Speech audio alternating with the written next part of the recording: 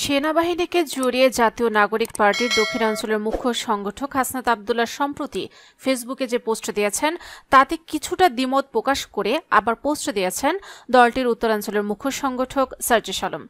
রবিবার নিজের verified Facebook অ্যাকাউন্টে এই পোস্ট দেন তিনি। পোস্টে সার্জিস লেখেন, মানুষ হিসেবে যে কোনো ব্যক্তি বা ব্যক্তির অভিমতকে একজন একভাবে অবজার্ভ করে। হাসনাত সেদিন তার জায়গা থেকে যেভাবে সেনাপ্রধানের বক্তব্যকে অবজার্ভ ও রিসিভ করেছে এবং ফেসবুকে লিখেছে, আমার সেক্ষেত্রে কিছুটা দ্বিমত আছে। তিনি বলেন, সেদিন আমি ও হাসনাত সেনাপ্রধানের সাথে গিয়ে কথা বলি। আমাদের সাথে আমাদের দলের গুরুত্বপূর্ণ আরেকজন সদস্যের যাওয়ার কথা ছিল, কিন্তু যাওয়ার পূর্ব মুহূর্তে ব্যক্তিগত সমস্যার কারণে তিনি যেতে পারেননি। প্রথমে স্পষ্ট করে জানিয়ে রাখি, সেদিন সেনানিবাসে আমাদের ডেকে নেওয়া হয়নি, বরং সেনাপ্রধানের মিলিটারি অ্যাডভাইজারের সাথে যখন প্রয়োজন হতো তখন মেসেজের মাধ্যমে আমাদের কিছু জিজ্ঞাসা ও উত্তর আদান প্রদান হতো।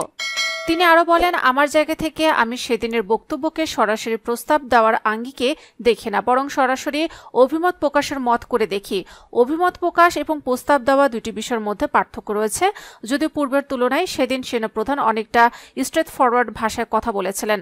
পাশাপাশি রিফাইন্ড আওয়ামী লীগের জন্য চাপ দেওয়ার যে বিষয়টি এসেছে সেখানে চাপ দেওয়া হয়েছে আমি এটা মনে করিনি, বরং রিফাইন্ড আওয়ামী লীগ না আসলে দীর্ঘমেয়াদে দেশের পরিস্থিতি এবং রাজনৈতিক দলগুলোর মধ্যে যে সমস্যা সৃষ্টি হবে সেটা তিনি অতি আত্মবিশ্বাসের সাথে বলেছিলেন।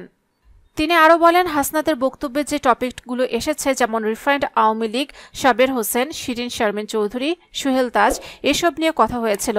আওয়ামী লীগ ফিরে আসবে কিনা, এই ইলেকশনে আওয়ামী লীগ থাকলে কি হবে, না থাকলে কি হবে, আওয়ামী লীগ এই ইলেকশন না করলে কবে ফিরে আসতে পারে কিংবা আদৌ আসবে কিনা, এসব বিষয় নিয়ে কথা হয়েছিল। এসব সমীকরণে দেশের উপরে কি প্রভাব পড়তে পারে, স্থিতিশীলতা কিংবা অস্থিতিশীলতা কোনো পর্যায়ে যেতে পারে, সেসব নিয়ে কথা হয়েছিল। কিন্তু যেই টোনে হাসনাতের ফেসবুক লেখা উপস্থাপন করা হয়েছে, আমি মনে করি কনভারসেশন ততটা এক্সট্রিম ছিল না।